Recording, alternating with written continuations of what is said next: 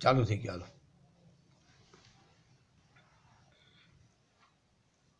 પ્રિય વિદ્યાર્થી મિત્રો, આજે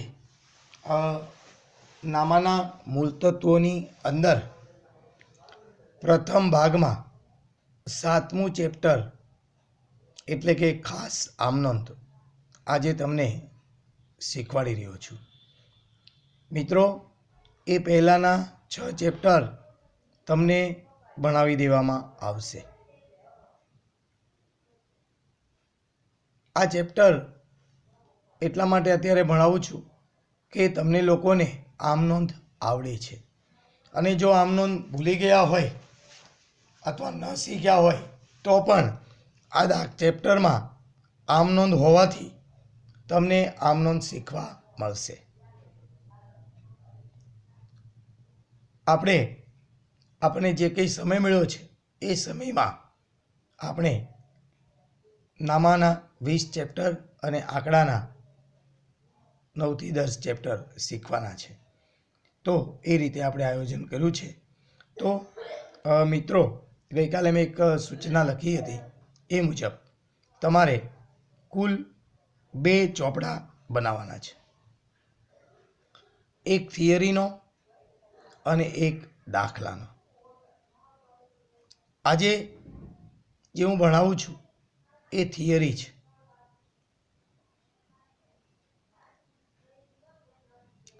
થિયરીમાં ઉદાહરણમાં દાખલા પણ આવશે. સ્વાધ્યાયના દાખલા તમે આ થિયરીના ચોપડામાં લખશો તોય ચાલશે, અને દાખલાનો અલગથી ચોપડો બનાવો તોય ચાલશે.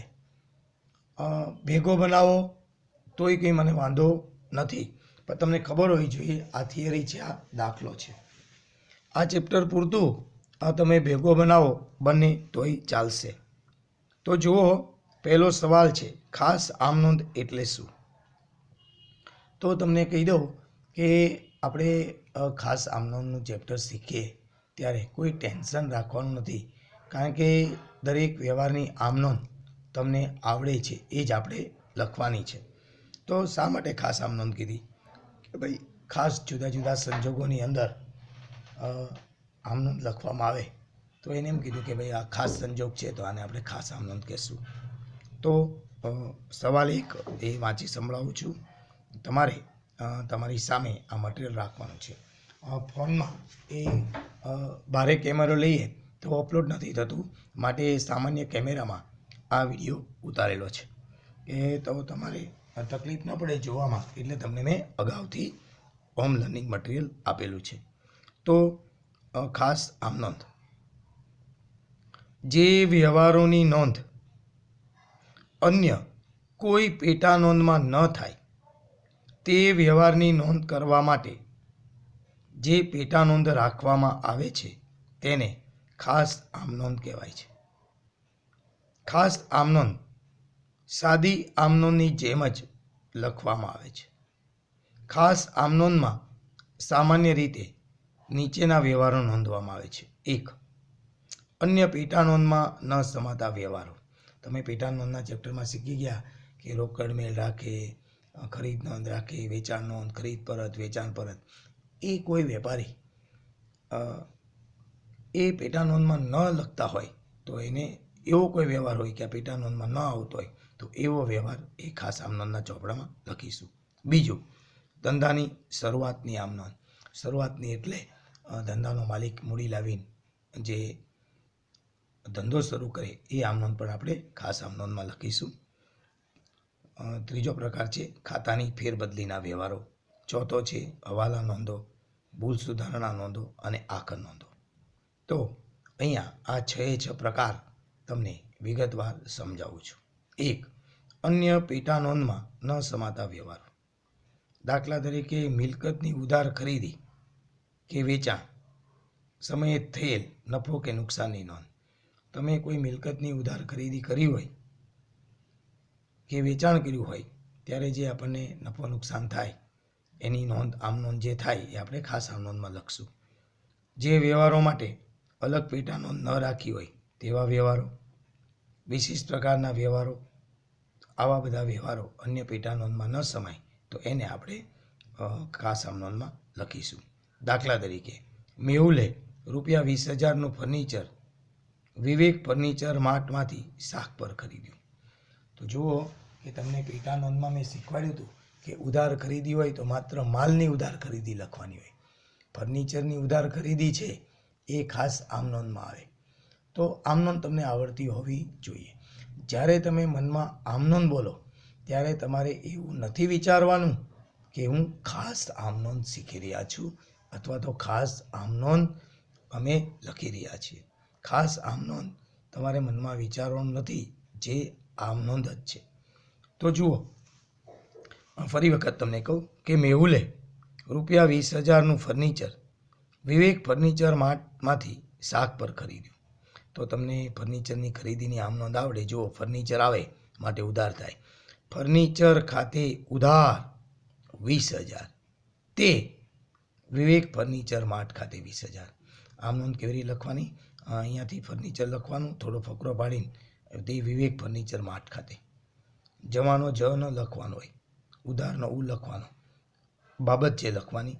બાબત છે શાક પર ફર્નિચર ખરીદ્યું તેના.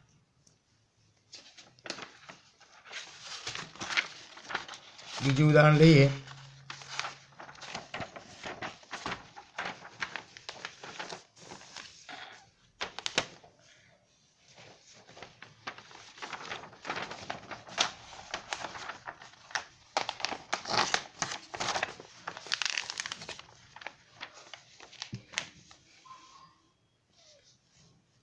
બીજું ઉદાહરણ, દાખલા તરીકે એક જૂનું યંત્ર કે જેની ચોપડે કિંમત 10,000 છે અને તે ₹8,000માં મૌલિકને ઉધારે વેચ્યું. તો જો આપણને ખ્યાલ આવે કે આપણને ₹2,000નું નુકસાન ગયું, તો આમ નોંધ આ મુજબ થશે. મૌલિકને ઉધારે વેચ્યું એટલે મૌલિક પાસે આપણે ₹8,000 માગીએ તો મૌલિક ખાતે ઉધાર 8,000. પછી નુકસાન કેટલાનું ગયું? 2,000નું. તો યંત્ર વેચાણના નુકસાન ખાતે ઉધાર 2,000, તે યંત્ર ખાતે જમા 10,000. તો અહીંયા આમ નોંધ તમને લખેલી જ છે. બીજા પાના પર જુઓ તો તમને આવડે. બાબત છે ₹10,000નું યંત્ર ₹8,000માં શાક પર વેચ્યું તેના. પછીનું ઉદાહરણ લઈએ. ચંદુભાઈએ 400નો માલ પરત કર્યો જે શાક પર વેચ્યો હતો. આપણે ઉધારે વેચેલો માલ આપણને પરત મળ્યો તો આપણે આમ નોંધ લખીશું. વેચાણ માલ પરત ખાતે ઉધાર, તે ચંદુભાઈ ખાતે જમા. તો તમને અઘરું લાગશે કે સાહેબ વેચાણ માલ પરત ખાતે ઉધાર કેવી રીતે થયું? તો જો યાદ રખાવું છું તો એક સિક્વન્સ બોલું છું જે તમારે યાદ રાખવાની છે. ખરીદ ખાતે ઉધાર, વેચાણ ખાતે જમા. ખરીદ ખાતે ઉધાર, વેચાણ ખાતે જમા. યાદ રાખજો. તમે ખરીદ ખાતે શું બોલ્યા? ઉધાર. તો હવે ફરીવાર બોલું છું. ખરીદ ખાતે ઉધાર, તો ખરીદ પરત જમા. ખરીદ ખાતે ઉધાર, તો ખરીદ પરત જમા. ફરીવાર ધ્યાન રાખજો. ખરીદ ખાતે ઉધાર, તે વેચાણ ખાતે, તો વેચાણ ખાતે જમા. તો હવે બરોબર ધ્યાન રાખજો. વેચાણ ખાતે જમા થાય તો વેચાણ પરત શું થાય? ઉધાર. તો વેચાણ વેચેલો માલ પરત આવે. જો ચંદુભાઈએ આપણને માલ પાછો મોકલ્યો, આપણને પાછો મોકલ્યો એનો મતલબ આપણે ચંદુભાઈને માલ વેચ્યો હતો. તો મિત્રો યાદ રાખજો કે ખરીદ ખાતે ઉધાર, વેચાણ ખાતે જમા. ફરી વખત શીખવાડું છું. ખરીદ ખાતે ઉધાર, તો ખરીદ પરત જમા. વેચાણ ખાતે જમા થાય તો વેચાણ પરત આવે તો ઉધાર થાય. એટલા માટે તમને આમ નોંધ પણ શીખવાડી રહ્યો છું. વેચાણ માલ પરત ખાતે ઉધાર 400, તે ચંદુભાઈ ખાતે 400. બાબત છે ચંદુભાઈએ માલ પરત કર્યો તેના. પછીનું ઉદાહરણ છે ₹1,500નો માલ ધર્માદામાં આપ્યો. આપણી દુકાને કોઈ એવા સેવા ટ્રસ્ટવાળા અને કે તમે માલ આપો અમને, ઘઉં આપો ₹1,500. તો આવું છું. તો જુઓ ધર્માદા ખાતે ઉધાર 1500, તે ખરીદ ખાતે 1500. બાબત છે માલ ધર્માદામાં આપ્યો તેના. તો જુઓ અહીંયા એક ટાઈપ્સ મેં શીખવાડી. હવે સવાલ બીજો છે બગડો કે ખાસ આમનોંધમાં નોંધાતા વ્યવહારોનું વર્ગીકરણ સમજાવો. તો એ આપણે અગાઉ પહેલા સવાલમાં જ આવી ગયું. તો જવાબ છે અન્ય પેટા નોંધમાં ન સમાતા વ્યવહારો, શરૂઆતની આમ નોંધ, ખાતાની ફેરબદલીના વ્યવહારો, આખર નોંધો, હવાલા નોંધ, ભૂલ સુધારણા નોંધ. પાના નંબર 3 પર આપણે જઈએ તો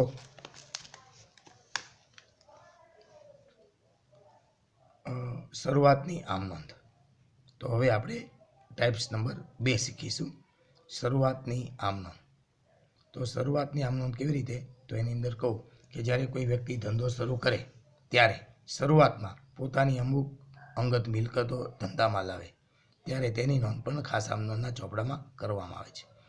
દાખલા તરીકે અશોક ધંધો શરૂ કરતી વખતે ₹15,000નું ફર્નિચર, ₹10,000નું યંત્ર અને ₹8,000નો માલનો સ્ટોક અને ₹5,000 રોકડા ધંધામાં લાવે છે.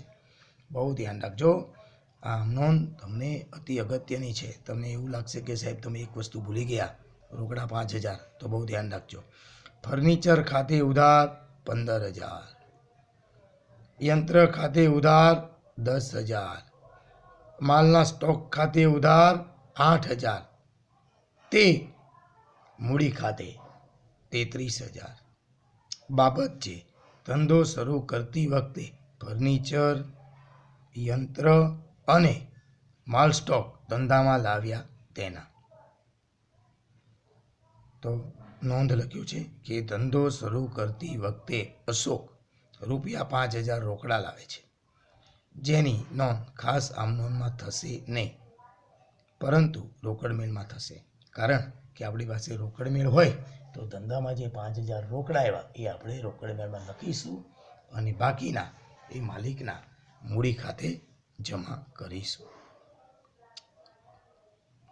હવે અન્ય પેટા નોંધમાં ન સમાતા વ્યવહારો. એમાં આવું છે જુઓ, આ પ્રકારના વ્યવહારોને મુખ્યત્વે 3 ભાગમાં વહેંચી શકાય કે મિલકતની ઉધાર ખરીદી કે ઉધાર વેચાણ સમયે થયેલ નફો નુકસાનની નોંધ. જ્યારે કોઈ પણ મિલકતની ખરીદી કે વેચાણ રોકડેથી કરવામાં આવે ત્યારે તેની નોંધ રોકડ મેળમાં કરવામાં આવે છે, પરંતુ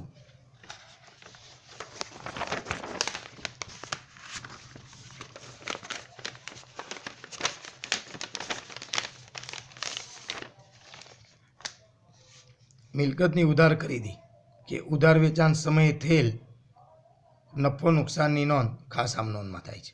તો આ બધા ઉદાહરણ છે, તમને એ સમજવા માટે છે. પછી સ્વાધ્યાયનો દાખલો ગણાવું એટલે તરત જ તમને કેવું લાગશે? બિલકુલ સહેલું. તો જુઓ, નાના ઉદાહરણો છે કે ઉમંગે ₹20,000નું ફર્નિચર વિવેક ફર્નિચર માટે શાક પર ખરીદ્યું. તો આમ નોંધ થશે ફર્નિચર ખાતે ઉધાર 20,000, તે વિવેક ફર્નિચર માર્ટ ખાતે 20,000. બાબત છે શાક પર ફર્નિચર ખરીદ્યું તેના. પછીનું ઉદાહરણ છે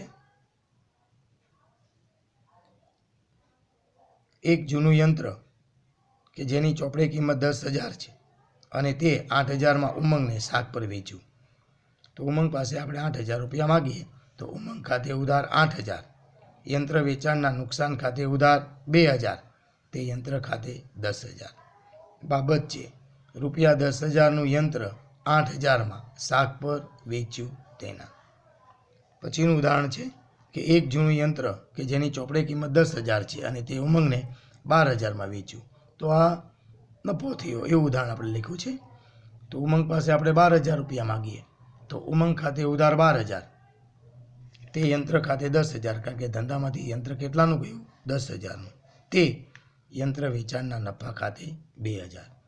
બાબત છે 10,000નું યંત્ર ₹12,000માં શાક પર વેચ્યું તેના. પછી બીજી ટાઈપ છે કે એવા રોકડ વ્યવહારો કે જેની પેટા નોંધ અલગ રાખવામાં આવતી નથી. તો એવા વ્યવહારો પણ અહીંયા નોંધવામાં આવે છે. તો જુઓ, કેટલીક વાર વેપારીએ પોતાના ધંધામાં એવા પ્રકારના વ્યવહારોની પેટા નોંધ નથી રાખતા કે જે ખૂબ જ મર્યાદિત સંખ્યામાં થતા હોય છે. ત્યારે આવા વ્યવહારોને પણ ખાસ આમ નોંધમાં નોંધવામાં આવે છે. દાખલા તરીકે હુંડીના વ્યવહારોની નોંધ તો દરેક વેપારી રાખતા નથી. તો આવા સંજોગોમાં એ ખાસ આમ નોંધમાં આપણે લખીશું. તગડો છે વિશિષ્ટ પ્રકારના વ્યવહારો. તો અમુક વિશિષ્ટ પ્રકારના વ્યવહારની નોંધ કે જે અન્ય કોઈ પેટા નોંધમાં નોંધવામાં નથી આવતા, તો તેની નોંધ પણ ખાસ આમ નોંધમાં કરશું. દાખલા તરીકે ધર્માદામાં માલ આપ્યો, જે આપણે શીખી ગયા. નમૂનામાં ગયેલ માલ, અંગત વપરાશ માટે ઉપાડ તરીકે માલ લીધો હોય, ઊંડીની નકરામણી થઈ હોય, ગાલખાત થયો હોય, લેણી ઊંડીનો વેચાણ શેરો કરીને આપ્યું હોય, મળી હોય, આગ અકસ્માત ચોરીથી નુકસાન થયું હોય, માલનું નુકસાન થયું હોય, ઘસારો થયો હોય, તો એ પણ આપણે ખાસ આમ નોંધમાં લખીશું. પછીનું છે ખાતાની ફેરબદલીના વ્યવહારો. તો કોઈ પણ કારણસર જે તે વર્ષને અંતે એક ખાતું બંધ કરીને બીજા ખાતે લઈ જવામાં આવે ત્યારે તેને ખાતાની ફેરબદલીના વ્યવહારો કહેવાય. અને તે અંગેની આમ નોંધ પણ ખાસ આમ નોંધમાં લખવામાં આવે છે. તો તમને આ ખાતાની ફેરબદલી છે એ ક્યારે સમજાશે કે જ્યારે આપણે વાર્ષિક હિસાબ શીખીએ ત્યારે કોઈ પણ ખાતું બંધ કરી વેપાર ખાતે, નફા નુકસાન ખાતે લઈ જઈએ ત્યારે આમ નોંધ લખવાની હોય છે. તો અત્યારે તમારે એવું નથી સમજવાનું કે ખાતાની ફેરબદલીનો વ્યવહાર છે. વ્યવહાર કોઈ પણ વ્યવહાર હોય એની આમ નોંધ બિલકુલ સરળ હોય, જે તમને આવડે. મેં તમને અગાઉ કીધું ને કે જ્યારે હું આમ નોંધ આપણે લખીએ ત્યારે તમારે વિચારવાનું નથી કે આ ખાસ આમ નોંધ છે. એ તો અહીંયા આપણે પ્રકાર પાડ્યા છે જુદા જુદા, કે આ પ્રકારની ખાસ આમ નોંધ છે, આ પ્રકારની ખાસ આમ નોંધ છે, આ પ્રકારની ખાસ આમ નોંધ.